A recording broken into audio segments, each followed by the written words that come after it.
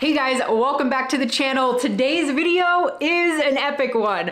I win and lose the biggest pots that I'm probably gonna play all year long. It's on stream in front of thousands of people, and today I'm gonna take you through what the heck I was thinking during those hands, and Jesse's gonna give his takes on all my good and bad moments as well. So I hope you guys enjoy.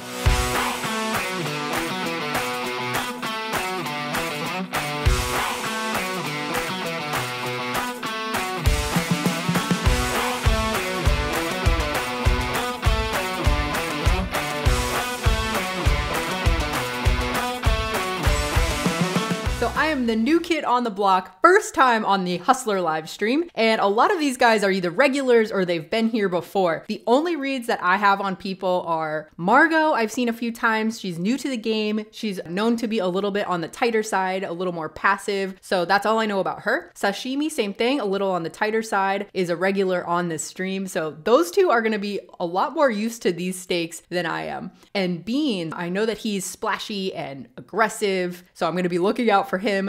DGAF is on my right, but his game is really loosey-goosey pre-flop. I know he plays a ton of hands because on this stream they are obsessed with people having high VPIPs, and he plays a ton of hands so that he can get that number up. Last person that I've heard of before is DQ. He's originally from Texas. He plays on those streams, also kind of a wild card. He was the only one to come up to me before the stream, introduce himself. He seems super friendly, so I'm already excited to hop into this stream. And as the new person on the stream, it feels really good to be welcomed like that, so thanks DQ. The other guys at the table I've never heard of. I know nothing about their game, so we're gonna have to figure it out on the fly. We're only 8 minutes into this game. I'm not even settled in yet when I get dealt pocket aces in the low jack. I raise it up to 100 over DGAF's limp, and then Margot 3-bets to $500 from the cutoff, which is a huge portion of her stack, and she's known for being a little on the tighter side. She's newer to poker in general, so I'm really pumped. This looks like a lot of strength to me. And then when it folds around to Beans, he snap makes it 2K. I think he's just isolating Margot, and that's over half my stack. So the commentator says, "What a dream spot for Ashley," which I couldn't agree with more. And after a little bit of Hollywooding, I go all in for a little less than 4K, which the commentator says might have been the easiest poker decision of her life right there. And he is correct. After a little bit, Margot's just like, You're okay. I don't feel like we came to the... Then Beans snap calls. So 3 ways I have the absolute best hand in poker in the biggest cash game pot I've played all year. I'm just super pumped. I mean, if I hold somehow versus these 2 other hands, all of a sudden I'm just up huge to start off the stream. And boom, the flop comes out with an ace right in the window. And it's ace 9-3 on the flop with a flush draw. Obviously, I'm doing cartwheels in my head. The turn is a queen of clubs. The river is a 7 of hearts. Now it's on to the slow roll portion of the live stream. On Max Pain Monday, they encourage slow rolling. Well, I guess that's part of the pain you're supposed to inflict on your opponents. This is not my speed normally, so I'm a little bit new to it. But since I'm first who flipped over my hand, I was the one who went all in. I flipped over 1 card just to show 1 ace and make them think that I only have top pair. Margot just lets her hand go. She knows she's beat already, but Beans refuses to show his hand. So I'm gonna reveal it to you right now.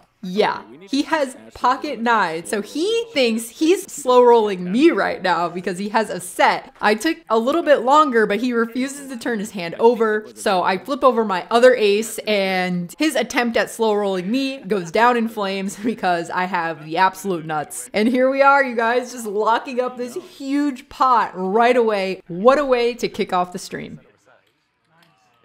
If you're a fan of Max Pain Monday, you'll know that they always do 1 orbit of just 10-20 with a 20 big blind ante as a sort of warm-up orbit. So that's when I had the aces. And so now the blinds have increased to 10, 20, 40, and the standard open has sort of been $120. Well, DQ is not the standard player, and he makes it 240 from the hijack in this hand. DGAF makes the call on the button. I have pocket 6s in the small blind, and even though it's a much larger raise pre-flop, I'm getting in there with a pair. So 3 ways we see the 7-7-3 2 heart flop, looking really good for a pair, checks all the way around to DGAF, who throws in a little bet of 240 bucks. Not going anywhere to this bet, DQ gets out of there and both of us see the 5 of clubs on the turn. When I check it over to him once more, he really ups the sizing. He bets full pot on this turn. There's multiple flush draws. He could have a better pair than me. And he could fire again on the river pretty massive if I check to him a 3rd time, even if it's a complete brick. So for all of those reasons, I ended up laying this hand down.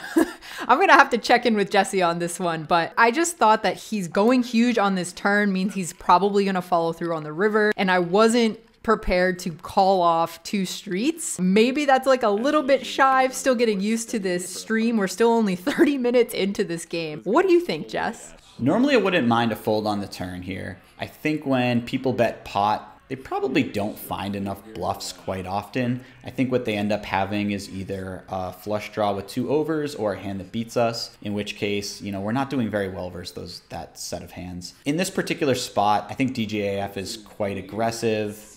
He's shown in the past that he can barrel with air, so I would tend to call here. But I don't think that in general this is a terrible fold or anything. I do like that we have the gut shot as a backup out, and we have a pretty good pocket pair in terms of where we're at on the board. He might sometimes bet a 5. I don't know if he goes this big when he bets a 5, but he might bet a 5 for protection and just go quite large because he wants to make it tough on your draws or something like that. So I'd lean towards calling versus him. But in general, I don't think people bluff enough on these type of boards, and I don't think they bluff for pot that much. So I would lean towards folding, and I think that in general, if you make this fold, it's really not a big deal. Only a few minutes later, Beans has decided enough with the 10, 20, 40. He's going to make it a $100 straddle. He's ready to gamble. Folds around to DGAF, who just limps in for $100. I'm in the cutoff next to act with 9, 8 of hearts, beautiful suited connector. So I make it 500. I want to isolate DGAF. I want to isolate it to at least him because I know his pre-flop ranges are so weak from all that I have seen him play on the stream before. Folds around to Sashimi, who is in the $40 blind, but before she can even act, Beans just ready to gamble, man. He just flicks in that $400 extra. She tells him, hey, I still have a hand. He pulls back his money, and now she makes it $1,400 to go. Just the cold 3-bet out of the blinds from one of the tighter players in the game. Now Beans is like, all right, I'm out of here. He folds. DGAF folds. When it's on to me, I check out our stacks. I think we're deep enough that I can make this call. Obviously, I'm going to proceed with caution against what I perceive to be a tighter range. Flick in the extra $900. Yeah, I would definitely fold here. I think that Sashimi's quite tight, and when you raise over a guy who's limped who is not a folder, I think you look pretty strong. So the combination of those two things makes me think that she has a really strong hand. And on this flop, there's not a lot going for me. She c-bets, she gets it done. It was a pretty simple hand, but I hope that it sent a message to the rest of the table. Just because I won a huge pot to start off this stream, I'm not locking it up. I'm still ready to get involved. I'm here to play some poker.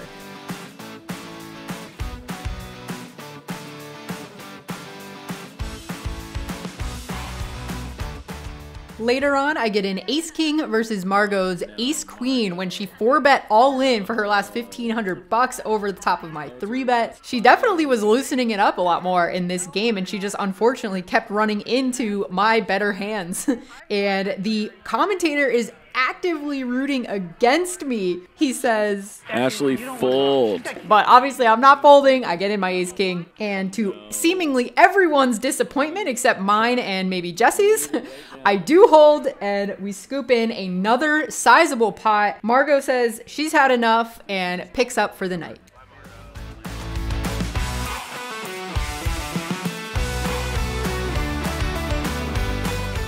I finally get dealt 7 deuce and get to take my shot at winning a $100 bounty off of each player if I happen to win the pot with 7 deuce. DQ and Big John have already limped in for $40. I'm in the cutoff and make it $240 to go. Both of those guys call. They're not big folders, but that's okay. We can try to barrel them off of their hand post flop. The dealer puts out queen, queen, jack on the flop, giving me a flush draw. When they both check to me, this is a great flop. I definitely have enough equity against these other two opponents to c-bet, but because it's a three-way pot, it's a paired board, I don't think I have to go too big to get a lot of hands to just lay it down here. So I go $300.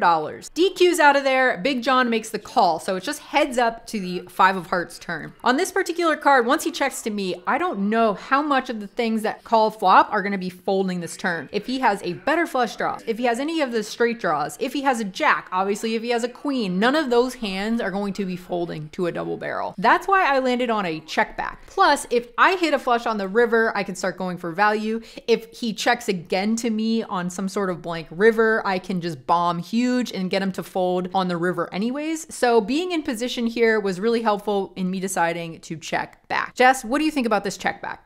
Turn, I would just keep betting. I think that you can triple barrel and put a jack in a really bad spot. If you bet again, you may get something like, you know, a straight draw to fold by the turn, a gut shot will fold by the turn. Maybe he has something like pocket sevens that folds on the turn. So I like to keep betting, and I'd probably just triple off this hand a lot. I think it's a really nice hand to do that with. And obviously you get a big bonus if you win. So that's really sweet. The river is the ace of hearts. And when Big John checks to me for a third time, obviously this is a mandatory must bluff, must bet spot. But the decision I'm trying to make here is how big should I go? And the commentator and I both agree it should be very large. Bet big. You can do it, Ashley. I think I might have won him over at this point because he's actively rooting for me to go big and to get this bluff through. All right. Here we go. So I go $1,400 into this pot. I'm trying to target a jack. I know that sounds a little crazy, but I'm trying to target a jack to fold because all the other draws that don't have a pair are going to fold no matter how big I go. So I'm going larger because I want to represent an ace. I don't think that he has a queen anymore when he checks a third time. He doesn't think too long before he lays it down. $100, people! Let's go! Nice hand. A few minutes later, I get ace 10 of clubs in the hijack and raise it up to 120 bucks. DJ in the cutoff makes the call, and he's one of the guys I didn't really know anything about before the stream. Now that we've been talking, I know that he is a Vegas reg. He plays cash games. He's really solid pre-flop so far. This is also his first time on the stream. Sashimi makes the call on the big blind. Beans, not a guy that likes to fold, also makes the call. So 4 ways to the queen 6-5 2 club flop. That's right, we are on fire flopping the nut flush draw. Checks around to me, and I have no explanation for this, you guys. This is not great in my opinion, but I check. DJ checks back, and in my head, I just was thinking, wow, Beans is really loose, and if I check back, he's just going to pounce. But I only have ace high. I do have a strong draw, but I might as well just put in some money here. So don't recommend this play at all, and I'm disappointed in the fact that I checked back. Lucky for me, I hit a 10 of spades on the turn, so I do have showdown value at this point to go along with the nut flush draw. When Sashimi checks, Beans throws out $400. As played, I don't think it makes a ton of sense to be raising at this point, especially now that I have showdown value. So I toss in the call. DJ's out of there, and Sashimi does not think that 400 bucks is enough. She raises it up to $1,400. Beans snap calls. Obviously, I'm not going anywhere. I call as well, hoping for an ace, a 10, or a club on the river because this looks rather strong from Sashimi in my opinion. The river is one of the more interesting cards in the deck. It is the 5 of clubs, pairing the board, but giving me the nut flush. And now Sashimi checks almost instantly. Beans doesn't take too long before tossing out $1,800. It's really not that big of a bet. What do you think of this spot, Jess? Oh man, this is a tricky river spot. Let's talk about the turn. First of all, I think on the turn, Sashimi is clearly representing the strongest hand with her raise. Beans' just call is almost never 2-pair or set in my mind. The way he's been playing, I just think that he puts in another bet or just goes all in when he has a hand that strong. Maybe he has like 6-5 sometimes. And then your overcall is a pretty clear draw. So what happens on the river? The flush gets there. If Sashimi had something like a set and it turned into a full house, I think it's a really good spot for her to check because one of the two of you probably made a flush and is going to bet, and then she gets to check raise all in. Or you both missed and have air anyways, so she gets you guys to bet and bluff. So she gets more money out of you that way as well. So if she does have a full house, I think it's a really nice check by her. Now, that said, I don't know how often she actually has a full house. She could clearly have pocket fives, pocket sixes for quads. She could have, I guess, like 10-6 suited, something like that, 6-5. But she doesn't have that many full houses. When Beans bets, he's probably going to have either a misdraw or a made draw with a flush. Against Beans, we'd really like to raise. Because if we raise, then, you know, when he has a flush, he probably just puts in more money. But the problem is Sashimi's behind us. She can have a full house. And if we raise and she has something like a flush or queen 10 for top 2, and it goes Beans bets, we raise, she could actually get away from those hands, so we lose value from her. So I think all of those things together make this a very tricky river spot to play. What I would do here is I would think about our exact combo hand. I think that the 10 is a very key card in this situation. When we have the 10 in our hand, it's much less likely for Sashimi to have full houses, and it's a little bit less likely for Beans to have full house. Like, yes, he could have like 10-6 in this hand somehow and make a full house. I think with the 10, I'm pretty happy raising. And if Sashimi does go all in behind us, it's really awkward, but I really doubt she's ever bluffing, and I really doubt she does this with a worse flush than the ace-high flush. So I would just fold. All right, here's what I was thinking in game. I remember very clearly. I thought that $1,800 bet from Beans was not going to be a flush very often. I thought he would go, even with, you know, let's say at 8-7 of clubs or something. I just thought for sure he would go larger once Sashimi checks to him and he hits a flush on the river. I don't know if it was premature or not, but I definitely just took flushes out of his range in my mind here. And I thought he either has air balls or he has a weak queen or something like that that's going for value but isn't strong enough to call a large raise from me if that's what he thought was coming his way. So it seems Jesse and I were on the same page with Sashimi's range and just differed on Beans. All of that to say, I land on a call in game. Sashimi does fold. Her hand had never hit the card reader, so we'll never know what she had in this spot. Beans did have King Jack of diamonds. He turned his open-ended straight draw on the turn into a bluff on the river, so he was never calling a raise. So I'm scooping in over an $8,000 in this pot. I am so pumped. This session could not have started off any better. These first 2 hours have been just insane, and it's all leading up to the biggest pot I'm gonna play all stream.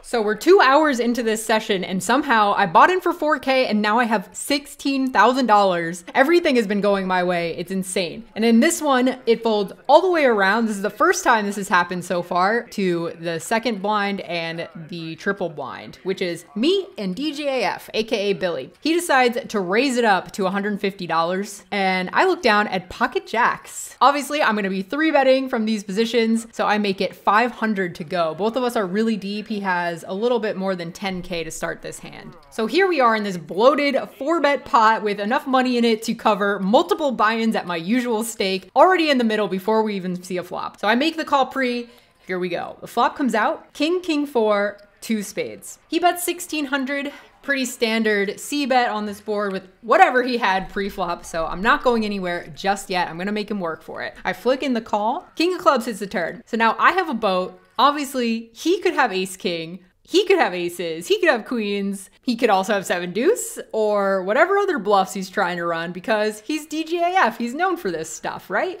On the turn, he sticks out $2,400.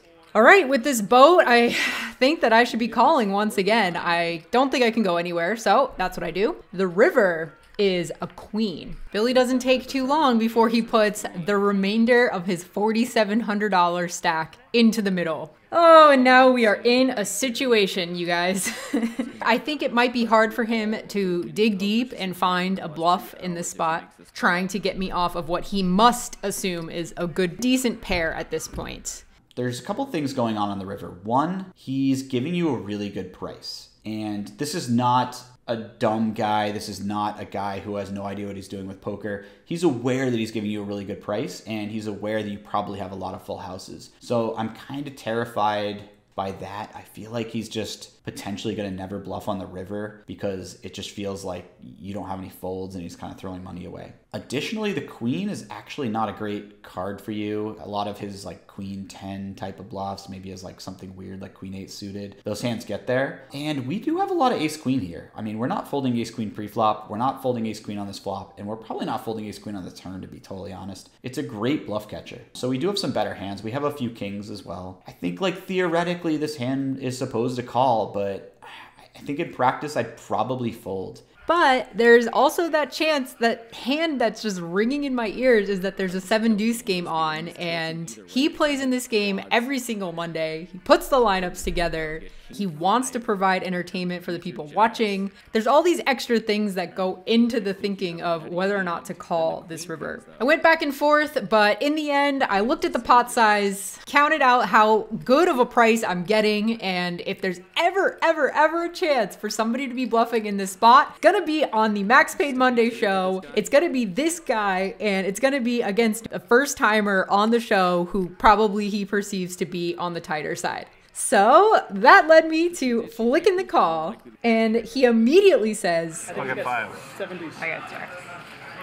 I just see him flip over a 5 and he's like, oh, pocket 5s. I'm so elated. I'm doing cartwheels in my head. I triumphantly flip over my jacks, getting ready to scoop yet another huge pot and be up over 20K in this game. Then he does the most epic thing ever, does a little bit of a chuckle and says, oh, my bad, and whips over the freaking king for quads. I looked at the same one twice, I guess. The king is back. You suck. King 5 offsuit is what he's 4-betting me pre with. Oh my god, devastated. And the most epic slow roll. I mean, I gotta give Billy props. This hand was insane. First of all, for him to even have a 5 in his hand, for me to see a 5 and still lose, I was devastated. Oh my gosh, and he slow rolled the crap out of me. Just what a gut punch to go from such a hot start to just my whole stack basically being eviscerated. All of that run good eliminated just in one hand. Really highlighting the brutality of this game that we sign up to play. Why do we willingly play this game? Anyway, that's the face of someone who just lost the biggest pot she's played all year long and probably will play for the rest of the year. Doesn't feel good, you guys. I don't recommend it. Still licking my wounds, Beans comes in for a strong limp for $40.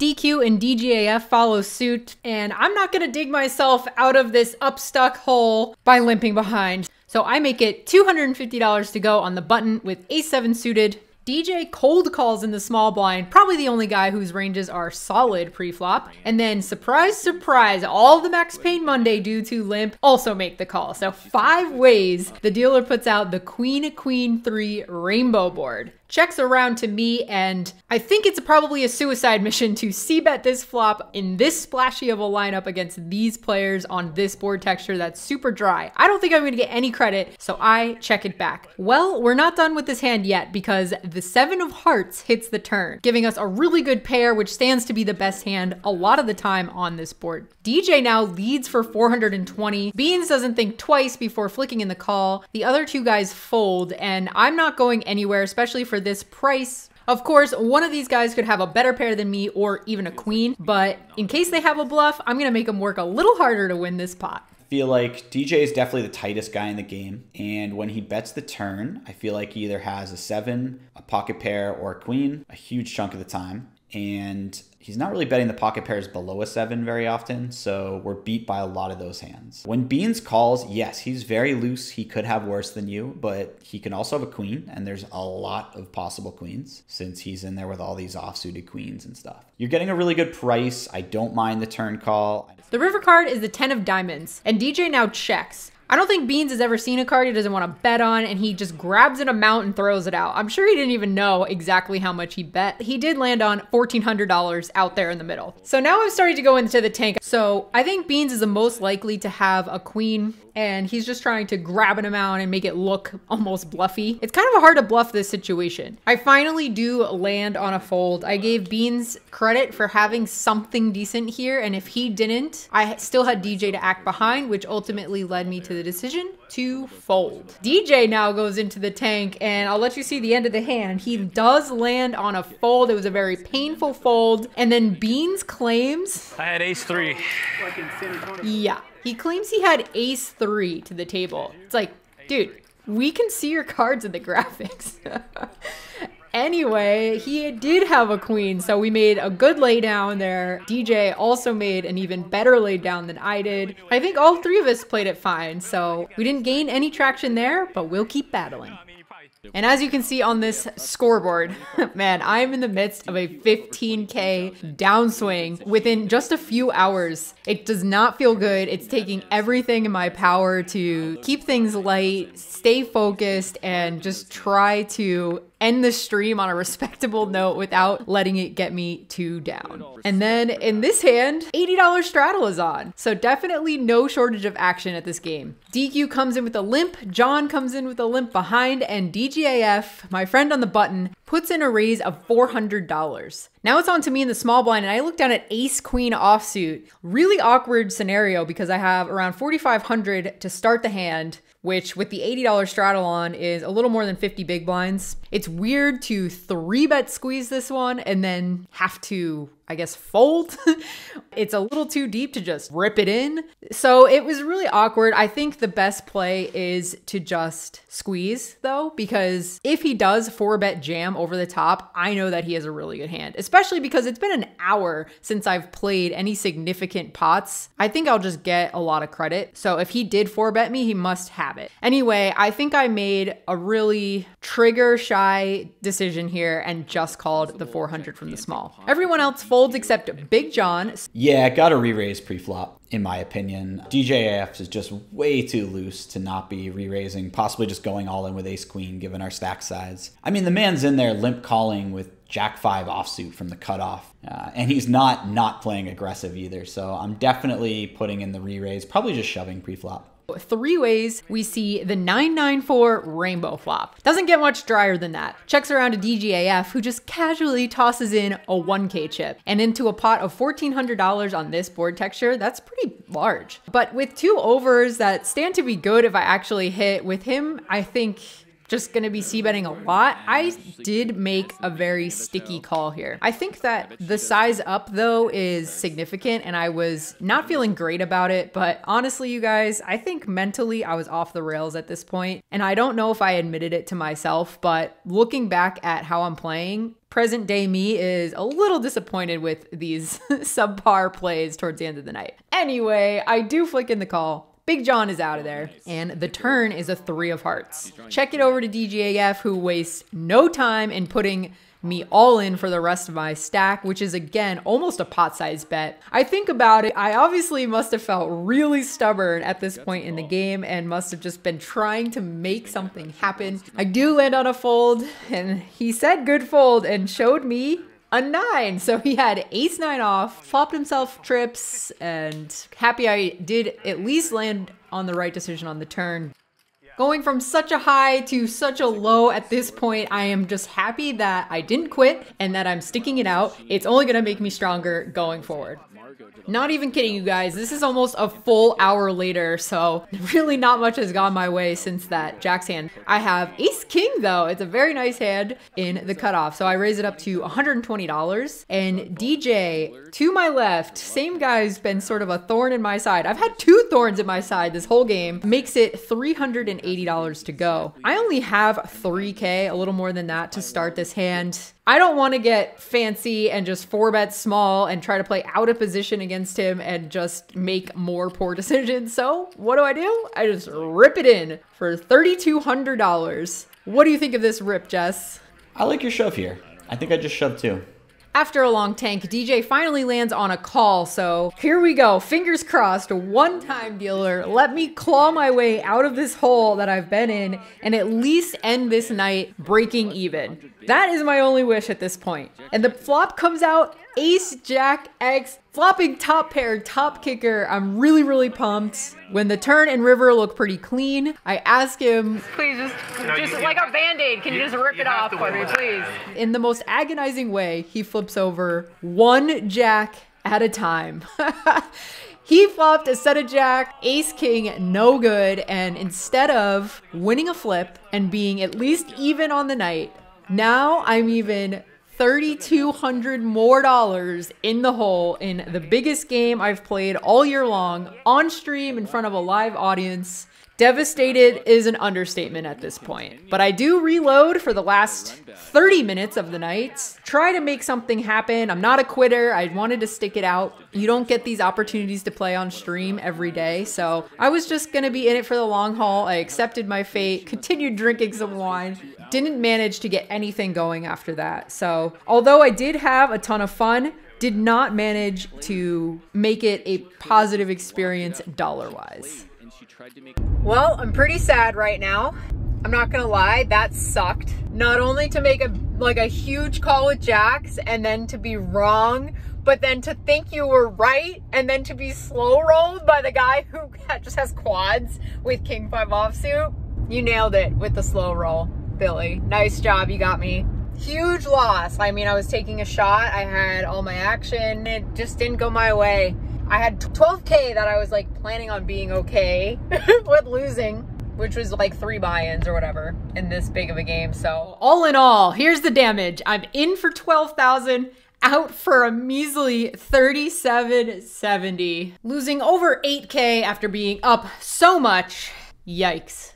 So after running so hot at the beginning of that damn session, to just lose it all in basically one hand was gut-wrenching. And I just stopped playing my A game, I think. So that's good for me to note in the future, that you can't let a couple of like lost pots be the reason that you pull back and start playing passively. You still have to mentally reset. If I don't put myself in those spots, I'll never know what I'm made of. It's my first try and there's only improvement in the future. So the staff has been incredible. Everybody that I met here was super friendly. This is not the last you'll hear from me. I'm gonna come back much better player, much stronger, and hopefully stack some of these fish in the Hustler live streams. So thank you guys for watching. Hopefully we'll have better luck in the next one. Bye. Same person? Oh, my goodness. Okay.